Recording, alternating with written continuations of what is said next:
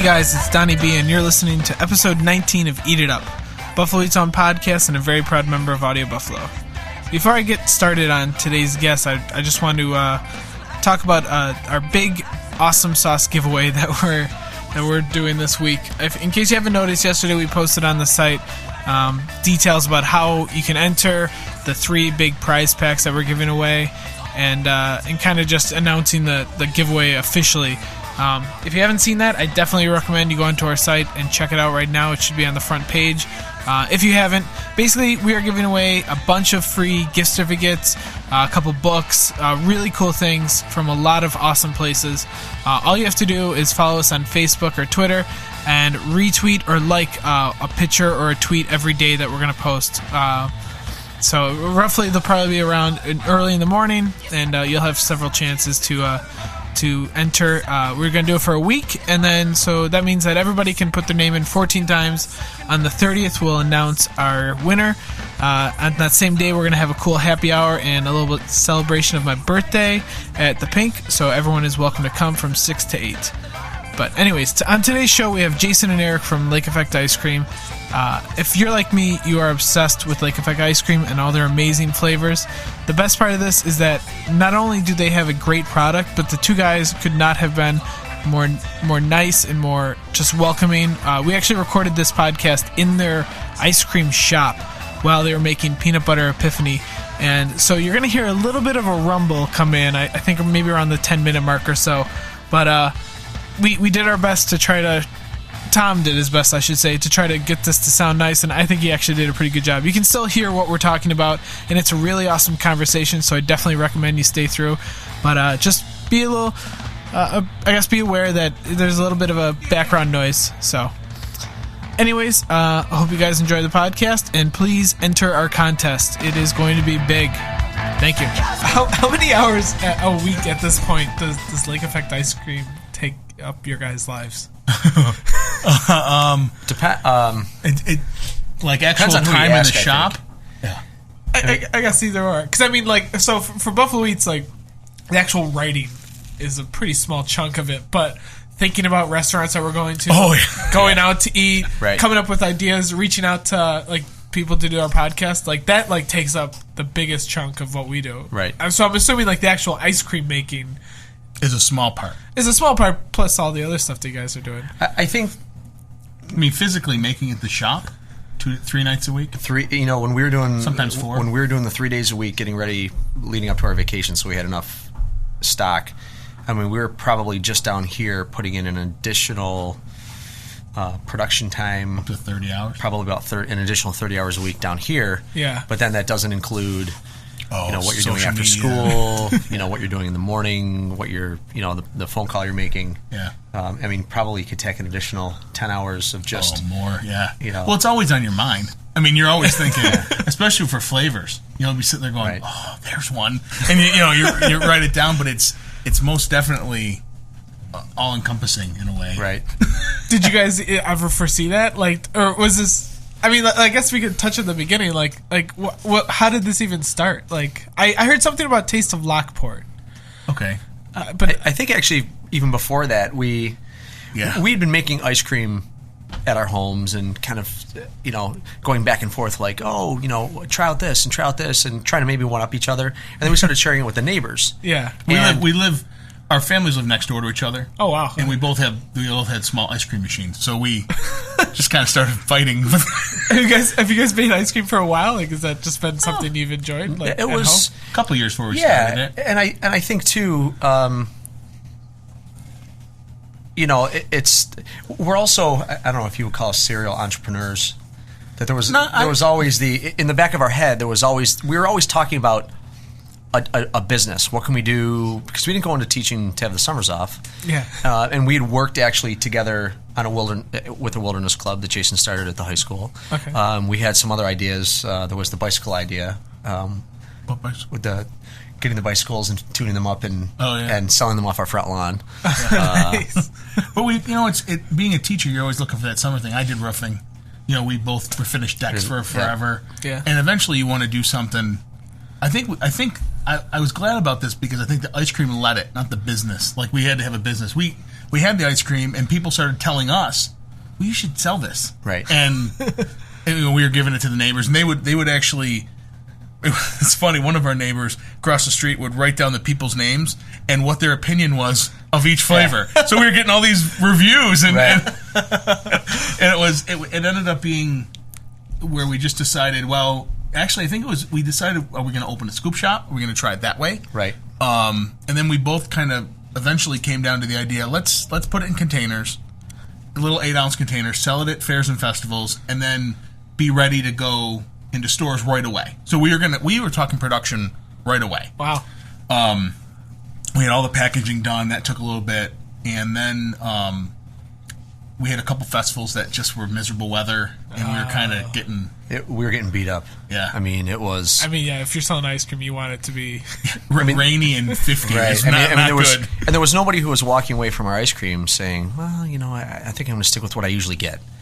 It was, wow, this is really great. This is really great. And then you look up, and the storm clouds are coming. So the line of people that you just had just scattered to go find cover. Oh. And then the Taste of Lockport hit that August. Yeah, and that was the game changer for us. Really? Oh yeah. It really.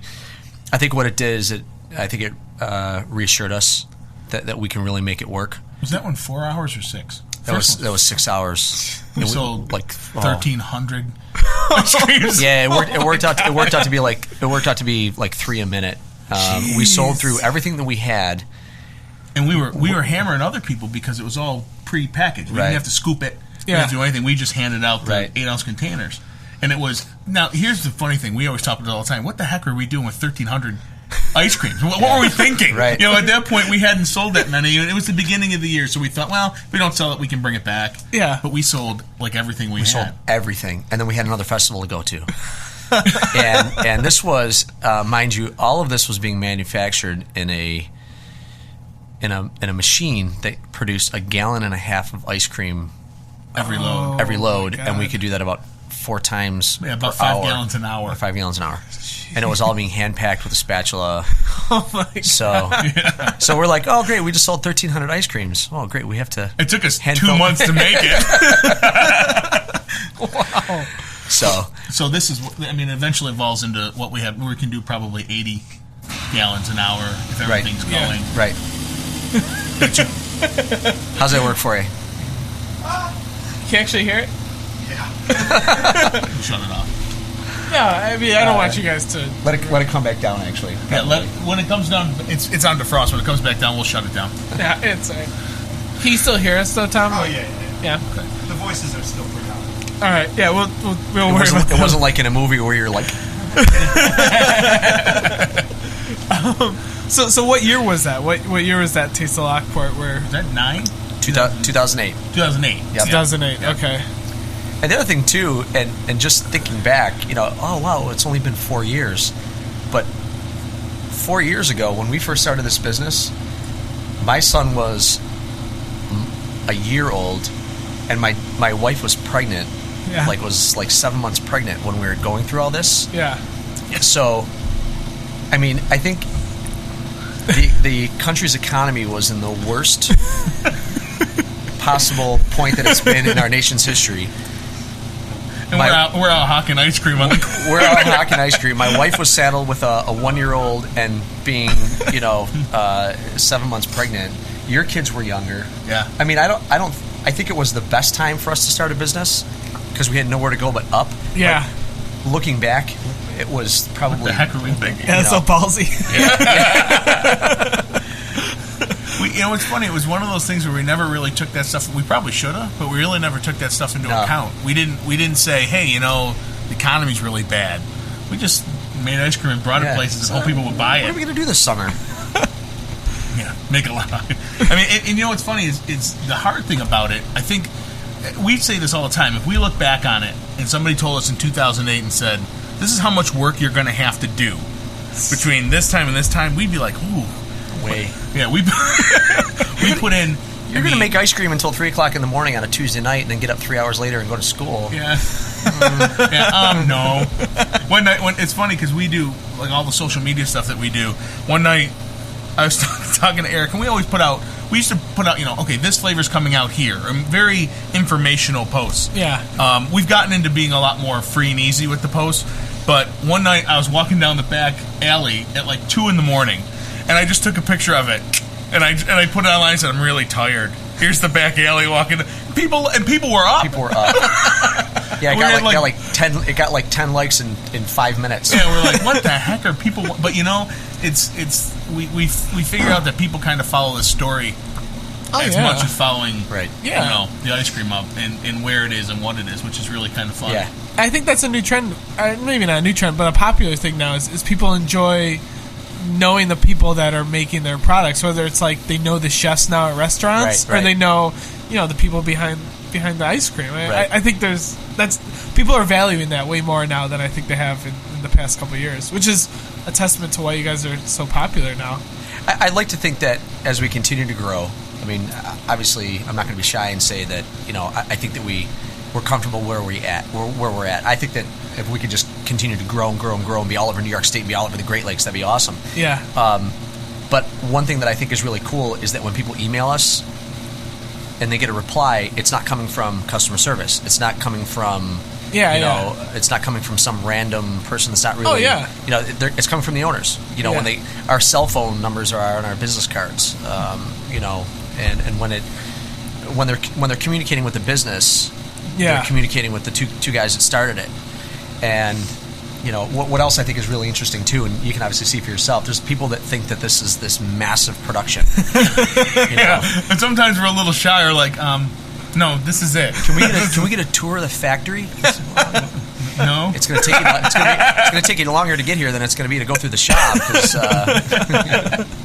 But I think people think of it in terms of a factory. That's exactly what they do. Yeah. Where, we actually have one more ice cream machine than we have right now, and they can crank. We can really make a lot of ice cream. We could cover. We just now at the corporate tops, we're in the first 5 of them. I think we're in like 17 or 18 locations total now. That's crazy. Yeah, and it's like the drive-in, and that's a new place, and there's all these. And we just got 2 more ice cream shops who have asked me. That's our new thing, is ice cream shops asking to sell our ice cream alongside other flavors and other brands, other popular Western New York brands. which yeah. And it's funny how now we have to keep up with that stock, and now we get into new locations that way, and it just keeps spreading. And for the first time ever, we're not hunting things out. People are actually calling us up. Right. That's awesome. Yeah, it's are you guys easier? Are you guys? Are you just getting emails and phone calls like? Pretty much. Yeah, it's working out. At least the last couple of weeks, it's been like 1 to 2 inquiries a week. That's awesome. It's solid ones. There's other people who ask things and questions, but hi, we're from this scoop shop. We'd like to sell your ice cream. Right. Wow. And usually it happens as an alternative, not that they're going to completely be outfitting the scoop shop with you're not like Lake Effect. Franchising a Lake Effect ice cream shop. They might take like 3 or 4 flavors, but it's cool that our product is starting to reach out into communities a little bit further south. Yeah, down in Hamburg and out east into Akron or Alden. So yeah, it's made it a lot easier. We end up focusing a lot less on where we're going to be. And then now we're focusing much more on, we need a really big freezer, right? Because we got to have a place to put all the ice cream. Right. So, yeah, it's been really good. That's awesome. Is there any plans by chance for another shop anywhere else, or we've discussed we kick around the idea. Yeah, I know like downtown Buffalo would. We've talked about. There's another new place on. I think we're at liberty to tell that one. But it's down in the Allentown area. Okay. That is, for us right now, it's easier for us to have our ice cream somewhere else. Yeah. And not have to put together the whole shop. This is only our 2nd year at this shop. We're still trying to work all the bugs out of doing this. But and we try and do crazy Sundays and new things. We're never really satisfied with just doing. Yeah. I think it would probably be easier to set up another shop if we were satisfied with doing that. But we've talked about having this place be our central production, and then. It's not a franchise setup, but it's like us just selling to ourselves. Get a really small spot somewhere, and just set up a couple of freezers and scoop there. I always use the example, and I don't know, you might know. There's a place on Delaware that's a coffee shop, and I swear to God, it's like 10 by 14. It's Taza or Taza? It's like nothing. I mean, it's like a postage stamp. But Yeah. that's what we'd want. You don't need a big production facility. If we can do it all here, then we can put scoop shops here and there without being really elaborate about it. Oh yeah. So maybe. And this is the place that you would use for storage, and so you would kind of wholesale to yourself. But what we're working on here is, and we just moved this freezer back 2 feet. We actually you would have been sitting against the wall, and we would have been pressed right up against it. Yeah, people will be able to see these pictures on the posts. The thing that we're kind of working on is refining the footprint, the small footprint. Okay. That if we can do what we did last year in this small amount of space, it makes it a lot easier to go out and shop for a place that maybe doesn't have a big kitchen. I hear you. Or maybe they only have window service. We just have window service here. So okay. So was last year the first summer that this place was open? Yep. What was running a shop a little bit more difficult than making ice cream? It was a whole. I will say it was all new. But we have a great staff. Mm-hmm. Luckily, being teachers, we can kind of we interview kids essentially all year long, and they come at the end. But we had a great staff. We have some teachers that work with us who are teachers at the high school with us. So that was easy. It was much easier to leave it when you have a staff that you trust here. Sure. And I think that was the hardest thing. I remember one, because we live next door to each other, I'm out mowing the lawn, and he's mowing the lawn by each other, and we're going, hey, the shop's open. We're not there. Yeah, I know. Isn't that great? We go by each other. Because the business was working without us. Nice. That was a weird feeling. It was a really trusting weird somebody to be here. And, yeah. Right. And and to this point, no one's ever made the ice cream except for he and I. So. Yeah. We would pass each other and say, "Hey, it's working." And then we come back in and they go, "I'm sure we're running out of ice cream. We got to get back down." And we would end up making ice cream even though, and I think we started to change this a little bit. We'd make it at night. We'd still make the ice cream at 7 to 2 in the morning, and we did that because we were kind of in the way of the people here. Yeah. But then eventually, we kind of mixed it because it was really fun to see people, and they would always see that we're making ice cream because they can see us right through the window. Yeah. Hey, and then you get to talk to people, and that was a really cool dynamic. We did that more towards the end. We probably will do that more next year. It was neat. It was neat to be able to go to the window or step outside and see a friend or a family member that came down. Yeah. And then you also have to excuse yourself because you're making the ice cream. Yeah. Because people ask, do you make it all here? You say, yeah, it's made right there, and then we freeze it right there, and then it ends up on your cone. When they talk about how far your dinner travels before it finally gets to your plate. Yeah, we have some ingredients we bring out from other areas, but when you talk about the actual production to the cone, it's like 50 feet. It's just maybe. That's awesome. So, I mean, you guys made a lot of ice cream in your own personal homes and things like that on a much smaller scale. Was there like any difficulty jumping up to something this? I mean, as the demand grew, was there any like we have to kind of learn how to make ice cream at a bigger volume? I don't know if there's any difference between it. Well, when you go from making a quart of ice cream at a time to 1.5 gallons, you don't really have to ramp up your production that much. Yeah. But now it's 5, and now it'll be 15. Yeah. It is. You know what it is? I think it's weird from the ordering standpoint. You're like, we just ordered 50 pounds of chocolate. Where did it go? Yeah, right. Or we order our chocolate powder comes from Ghana. We get it from Amnahini, which is a fair trade. Actually, we met the guy, which is really an interesting thing. But we have that shipped in, and now we have to be more careful because that's a large order, and when you run out of it, it takes a little time to get it back again. So I want to say that with bigger batches just means that you need a better logistics, system. I guess. Right. We were really good about not running out of stuff last year, but there were a couple of moments where like, I don't care, just go to Tops and get the cinnamon imperial. Like, you just have to scramble to find what you need to put in the ice cream. But it's the exotic stuff like our vanilla and those things that we have to get them in and order a lot more than we would have in the past. When we sat down to do our taxes this year,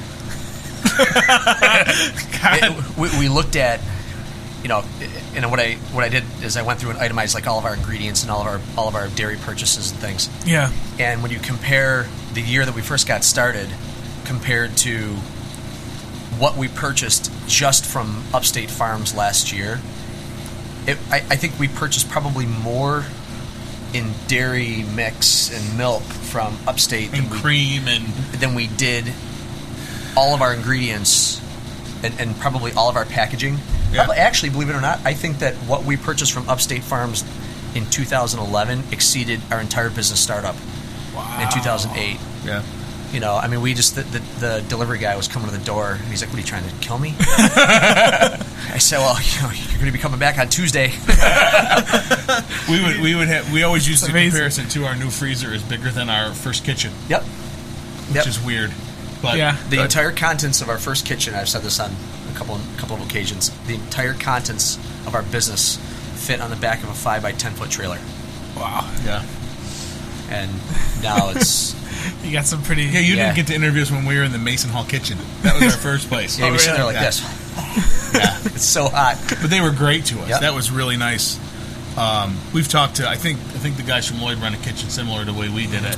Yeah, it's actually right down the street from our house. It's in a little church, isn't it? Yeah, the church, yeah. Yeah, what's funny is that came about, we looked for a couple other places, but then a lot of people said, well, they're inspected, they don't use them all the time, and the church or whoever, the Mason, could use the money. So that was a really great way for us to start. But I'm telling you, we were on 4 floors. So we had freezers on. We were in an elevator that was a skeevy old elevator. And we would go up and down. And then we would wheel like 600-pound machines into this elevator. Right. Like, okay, let's hit the button and see if it moves. But and then when we were finally able to be on 1 floor, it was a miracle. I can't tell you. Coming to this place was like, oh my God. Yep. It's like, oh, look, there's a box. Instead of the box being like in a storage room on the 4th floor. Yeah. Where you're going up there and in a creepy storage room on the 4th floor. At 2:00 in the morning, and you're alone. It got to the point where we wouldn't have to work together because the machine was so small and we could work quickly enough. Yeah. Before getting the big freezer, the big batcher, which required 2 people. So we'd be making ice cream on opposite nights in this building. And start seeing stuff. Start seeing things, No joke, seeing stuff. And there was one day, and I'll never forget. He's like, you ever been working? And you look up, and I'm like, no, don't say it, because I knew exactly what he was going to be talking about. We'd say, like I said, I swear to God, somebody was staring at me in the hallway, in the doorway. And there's a lot of older people who do the Mason Hall, and I said it, and he goes, dude, I saw the same thing. Like, no, but nobody's going to be there like 1:00 in the morning, except us. And it's a big building. Yeah. And all those weird sounds and the ice cream machine going at 2 in the morning. I'm sure we're hearing things, but that was a freaky. Jeez. Yeah. So it's good to get out of there for one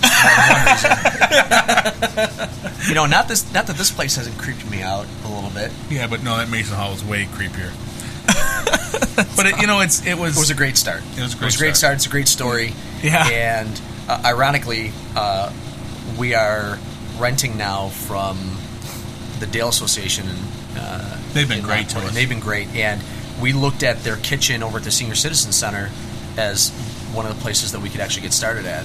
It didn't work out size-wise and space-wise. But, again, the same woman that met with us, 4 years ago or 3 years ago at the time, that was very willing to extend an olive branch to us and say, I can help you get started, is the same woman who has been great to work with now. That's awesome. And help us open up here. That's awesome. What was it about this place that you guys settled on? Like, I'm assuming you were looking all over to. Oh yeah, we looked. We really wanted to stay in Lockport. Yeah, we're pretty loyal to where we're from. Right. And it's also probably a little convenient too. Very, yeah. Yeah, you're making ice cream till 2 in the morning. You don't have to drive an hour or half an hour to get home. Yeah. But this place had popped up. Actually, it didn't pop up for sale. We came in. There wasn't a rental sign out front. We went and asked them. Said, you got this big empty space. Can we use some of it? And we had asked places out of the area. We had asked. They gave us a really good price, and where we are with the roads, it was really good traffic. And then we didn't intend on opening this place as a scoop shop originally. Oh, really? No, it was only going to be kitchen. And as we started to set it up, we kept looking at the front window going, there's an awning, there's a window. Maybe we can just open the pieces window. Are like put in. Yes. Apparently some guy used to sell hot dogs. The guy that had the pool hall here used to sell hot dogs out the front window. And there's a big deck on the side of it. And we didn't have to build that. And it ended up, then we literally, like many times, we had to just kind of stop our wheels and buy some new equipment and get ready for that. That was last year. We were buying equipment until a couple weeks before the season started. This place was. It was before we came in though. It was a disaster. Yeah. There was water coming through a vent in the ceiling, and there was no electricity in here. So we were looking at the remnants of a pool hall snack bar that had been stripped bare by the previous owner, and it was. We had to fix it. We had to fix it, and as I was telling you before, when the dairy inspector came in, because before we move into a space, Ag and Markets, we wanted to have them come and check the place out. Hey, take a look. Does this look like it could work for us? And it was, well, just make sure you do this and this and this. And then about 3 months later, because we did, with the exception of the plumbing and the electrical, or the plumbing and most of the electrical, we did all the work. We did the flooring, we did the painting, we put the walls up. Yeah. And when he came back for the initial inspection, he goes, I didn't want to say anything, but yeah, wow. He goes, I didn't think that this was going to work for you. That's crazy. But he also watched us grow from our tiny little business on the second floor of the Masonic Temple, to where we needed to go. And I think that what he realized was this is their best shot, and telling us now you got to find another place. Yeah, not necessarily would have been the death knell, but it could have potentially set us back 6 months to a year. So, jeez. All right, so I go to a different direction here. All of your ice creams are, I think, one of the reasons they're so popular, besides that they're delicious, is that they're unique flavors. Like a lot of the things that you guys are offering, you can't find in any other local ice cream. You know what? I would say that's probably one of our biggest impetus. We often think, what, no one makes us one? Yeah. Or it's in our head right. that we need to, I guess this is our mantra. If no one's making it, we'll make it. Or if someone's making it, we'll make it better. Yeah. So if we do make something like our peanut butter ice cream, if we make a peanut butter, we're going to do that, and it's a pretty standard flavor, we'll do what we can to make it the best thing you've ever had. So it's one of the two.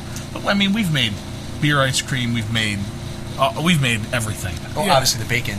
Yeah, the bacon ice cream. Was it? I think I had maybe a half a pint. I think I was not legally able to drive after that. That was legal. That was legal. The stuff at the shop over the summer was probably towing the line, I'd say. The shop stuff was more potent. Unfortunately, whenever we make specialty ice creams, liquor's involved in some way. We've got to get off that kick. Like, what do we... I mean, just you take a walk, I don't know if you've ever been in Zilly Cakes. Oh, yeah. There's bottles of booze all over the place. Yeah, it was funny. That was a bonding thing. When I walked in, I'm talking to Zilly, I'm like, look at that. It looks like a lot like our place. She goes, yeah, we need 4 different kinds of rum. Yeah, well, so do we. Nobody ever said alcohol wasn't fun. But obviously, when you're making ice cream, it changes the making process. It changes the making process. It slows things down. It doesn't freeze as well. Yeah. And we've actually used some liquor that didn't work. It didn't taste right. So, and what's funny is there's a lot of real high-end things that we try to do that's a flavor profile that might be an adult, more adult-oriented. But we see a lot of other ice cream places like us, maybe on a small scale around the country, who only focus on that. And I think one of the cool things that we do is we still make kid stuff. Like, it's not just, we just made a new mint ice cream called the Faux Minty, which is... The Faux Minty. I think we may have some. And it's, everybody makes the mint. We've done our mint ice cream 3 different ways, and finally we put mint melt-aways inside of it to really kind of push it really home. Awesome. But it's not just, a mascarpone ice cream. We're making things that are kid-oriented, too. We kind of float back and forth. What's funny, though, is in the first season, that first summer, we had, an Irish cream flavor, and we had a bourbon chocolate flavor, and we said, well, we need a fun thing for kids. So we made one called, we're Lake Effect ice cream. Why don't we call it Vanilla Blizzard? And it was vanilla ice cream that we made it blue, and we put white chocolate in it. Yeah. It's little... Looks like a snowstorm. Looks like a snowstorm. Yeah. Thinking that the kids would, gravitate towards the vanilla. kids weren't buying the vanilla. The kids were buying the bourbon chocolate. The kids were buying the Irish cream. Yeah. So we abandoned the blue vanilla pretty quickly and just went to actually white vanilla blizzard. Yeah. Because it paired a little bit better with a brownie.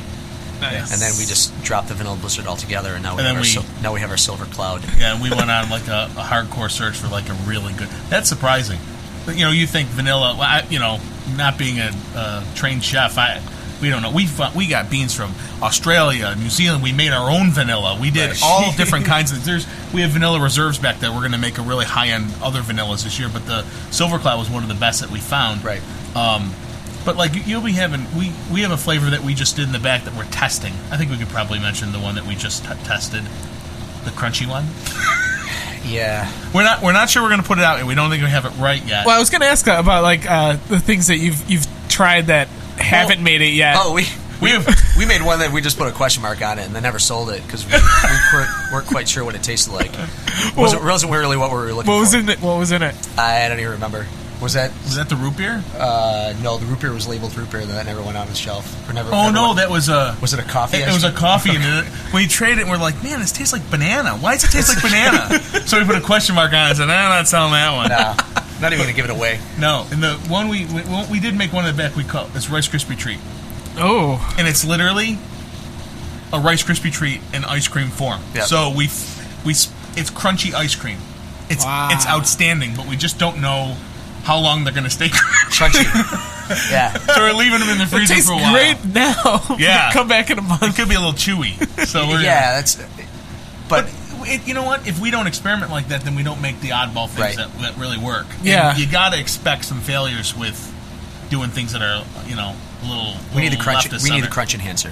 A crunch. Like the Griswold crunch enhancer. Yeah, it's semi-osmotic. Yeah. I mean, a lot of these flavors though incorporate like local ingredients and local companies. Was that like something that you guys like knew you wanted to do, or I think kind we did it right of from the beginning? Yeah, and Loganberry was the first one, wasn't it? Loganberry was one of the first ones. You know what else too? And I just said this to a woman whose son owns a restaurant here in town. Now that we are a local business, I think I have an even greater appreciation for other local businesses. Really? Whether it be something that we can use in the shop or someplace that we want to take our family for dinner, the beer that we drink, I can't remember the last time that I bought, an import or even or even a domestic microbrew. I buy a lot of stuff that's made in Western New York or we got. Great Lakes Brewing Company. So yeah. I was mad I didn't get a chance to go to Community Beer Works opening night. Oh, you didn't go? No, I didn't go. You didn't go either. Yeah, I wanted to so bad. We've been drinking more beer at home than we have in wine lately, which it's winning. Not that there's anything wrong with that. Not at all. I'll sign off on that. It's funny. Like when you talk about the local stuff, there's a lot of stuff too that we don't want to. We've had comments. We're using this one and this. Like we team with DiCamillo's and Krushiki, and it goes down. And Zilly, and we use a lot of people's stuff, but a lot of it is we don't want to start. We don't want to be that place that's like, oh, we're an ice cream parlor and we sell paninis and we do this, right. And we are ice cream makers and we want to be really good at it. So if somebody out there, like when we did our Sunday and we needed cupcakes, we went to Zilly, right? Yeah. Why would we? I don't want to have to add a bunch of stuff. I'd rather continue to get better at making ice cream than have to make myself be better at making cupcakes too. Yeah. Especially when there's such great ones around us. Yeah. We needed biscotti. We didn't want to make it. We went to DiCamillo's and we got it from DiCamillo's. And not that DiCamillo's needs our help. No. but I think that just in trying to promote local, we all got to help each other. Oh yeah. And if we can co-brand and play off each other's businesses and names, it's just going to be better for us all in the end. Yeah. We do that with our Sundays a lot too, like with Paula's Donuts and what else? Sarah Wally, I think. The macaroon. Oh, the French caramel macaroon is one of our best-selling ones, and she makes them special for us. They're kind of little. Yeah. So, what is that exactly? I haven't seen a picture of it. Of the Sunday? Yeah. Well, she makes a little mac for us, a little salted caramel mac, and it's our salted caramel ice cream, which it's one of our top sellers. fantastic. Yeah, we put caramel, sometimes chocolate, and really the centerpiece of that sundae is the macaron on top of it. So They're so good. yeah, and we do a chocolate therapy volcano sundae that the crunches on it are Di Camillo biscotti, and we, and then we do the honey bear, which the crumbles on it are the crumbles on top of a Plotzik from Krushiki, and that was one of those things that they don't sell that. You don't just go to the store and buy a bucket of crumbles. But when we went down there, we were like, look, we really like this part. Can you make us like 80 pounds of that? And you know what? They did. Anya did. She goes, certainly. So next thing we know, we're walking out with big buckets of crumble. Yep.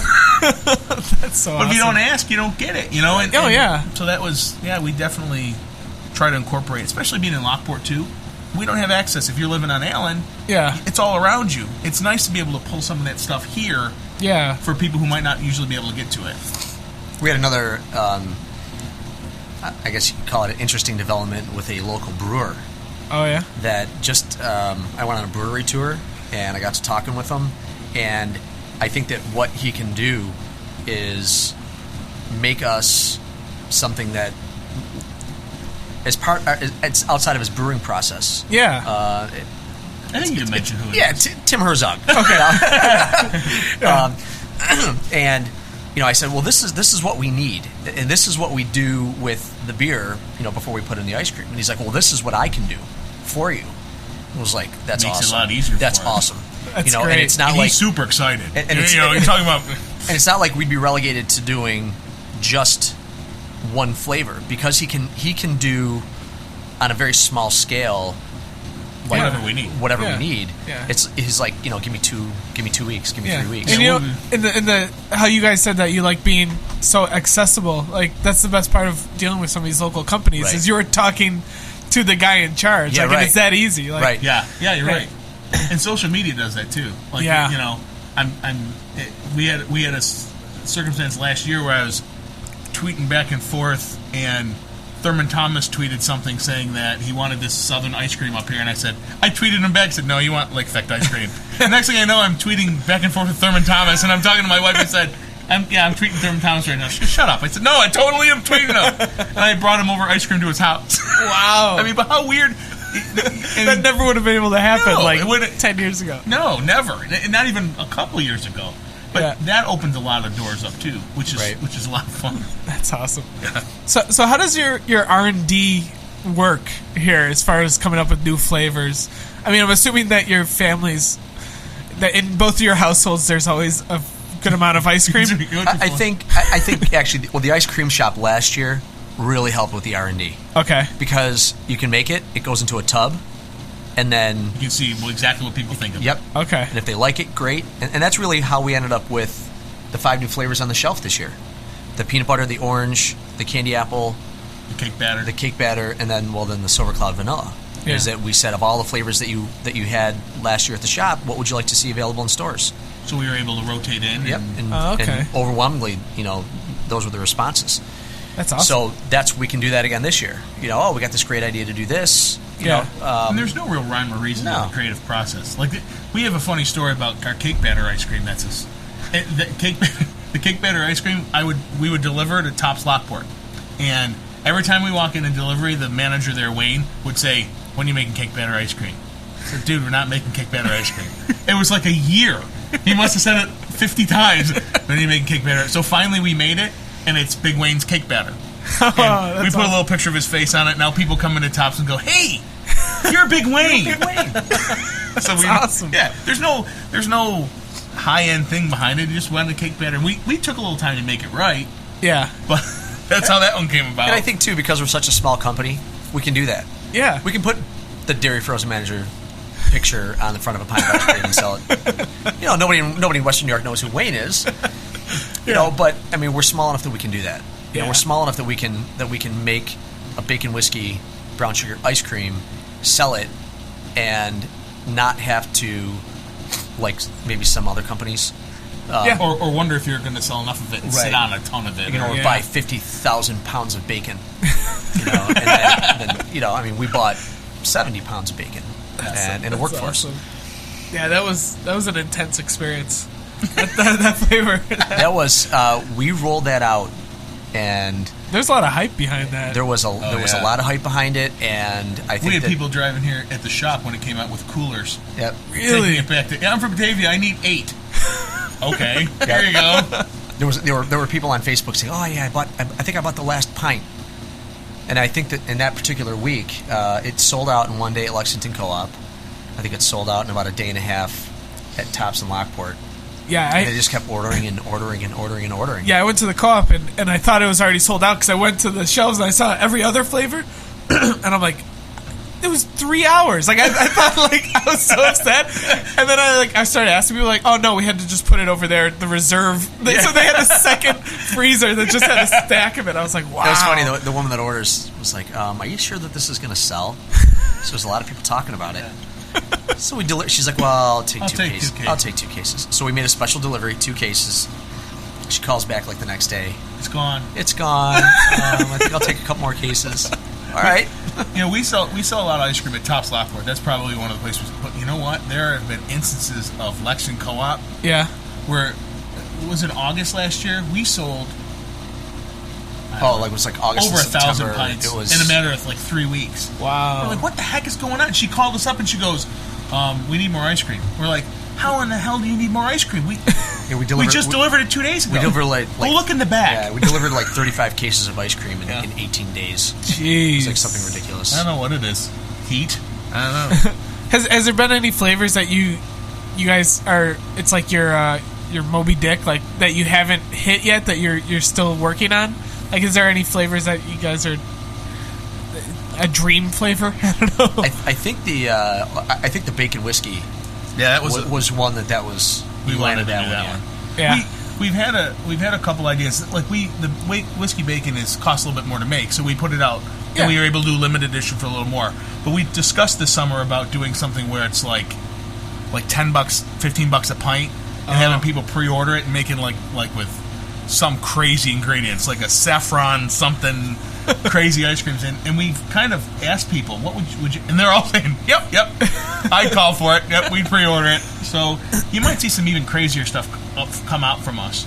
I mean, our minimum run of any one flavor, it's like 45 pints. Yeah. Yeah, so we can make a load or two and be pretty confident. Minimum run of other companies are like 19,000 pints. Yeah. So you guys have a lot less. A lot less commitment. Yeah, a little more flexibility. Yeah. I guess we'll wrap it up by asking what are you guys' plans for this summer? Like, do you have any ambitions for what's happening this year or anything big, or I don't know? I think that the big just happened. Like corporate Tops, us totally refitting this place. I think for the shop though, I think that now that we have a season under our belt, it's a little bit easier to spend some time making a fun flavor. Yeah. Making more fun flavors. We have a great staff returning. We got what we think are going to be some great kids that are going to be joining us. We think it's going to be a lot busier. Yeah. More and more people are, talking about it, and I think that, especially with the shop, we worked really hard to get a lot more equipment. We kind of do that level out, plateau, and then grow a little bit more. Where I think now we're finally a little bit where we have enough equipment to handle growth for a little while. Yeah. And now we can focus on the fun part, which is making ice cream, right. and more than we have been. And it's nice because we do it during the off season. Now the season's on, we can make crazy new flavors. We have, oh my god, I can't tell you how many flavors we have lined up. To come out because there was a period of time where we flatlined in terms of, I'm not going to say we stopped taking people. Well, that and in terms of our creativity, we got away from it because we were, or inventing new flavors because we were struggling to keep our head above water with regards to how business is run. Meeting demand. Yeah. Before we got the walk-in freezer that we have now, it was make to fill, and then we were kind of stuck until we opened up some space in those freezers and sold more ice cream. Wow. And the shop is what did it. Yeah, the shop really, because you can make something and put it in our big buckets and sell it out the window. Yeah. And you get an instant reaction that you can see. Oh my god, this is great, and you're making more of it. Right. Or it lasted for about a week. Yeah. And that's been a really nice litmus test for us, is having the shop connected right to where we make it. So I think the big thing over the summer is just going to be A lot new flavors. A lot of new stuff. Yeah. Can you say any potential new flavors that? Well, I can tell you what veins we're gonna be doing. We're gonna be trying possibly doing some sorbets. We're gonna doing a lot more sherbets because those went over really well last year. We're gonna be using some savory ingredients that you might not expect. All right. We made a really nice rosemary vanilla last year That was for really a wine cool, event in Medina. But like I just got a hold of Flavor Bible, which is an amazing book. And it's literally there's post-it notes everywhere. It's just a matter of now us being done with teaching for the summer that you're like, okay, let's go. You can start making new stuff. So yeah, you keep an eye on the Facebook. They're going to be coming out like mad. I'm looking forward to it. There's actually right next to you in that picture. Yeah. There's the beginnings, I guess, of a test flavor. Really? Yeah. I don't know what'll happen when we'll just make a small little countertop batch of it. All right. And it could be something that goes right to the garbage, or right out. Or right out. Yeah. That's awesome. So you never know. I think it's going to be I think that just across the board, it's going to be a really exciting year for us. I'm excited. I think that next year at this time, we're going to be a much different company. We have a lot of people who make their goal to try every flavor over the summer, and we're going to make it really hard on them this summer. Guys, thank you so much for inviting us down here and doing this with us. It was really fun. Thank you very much. Thanks.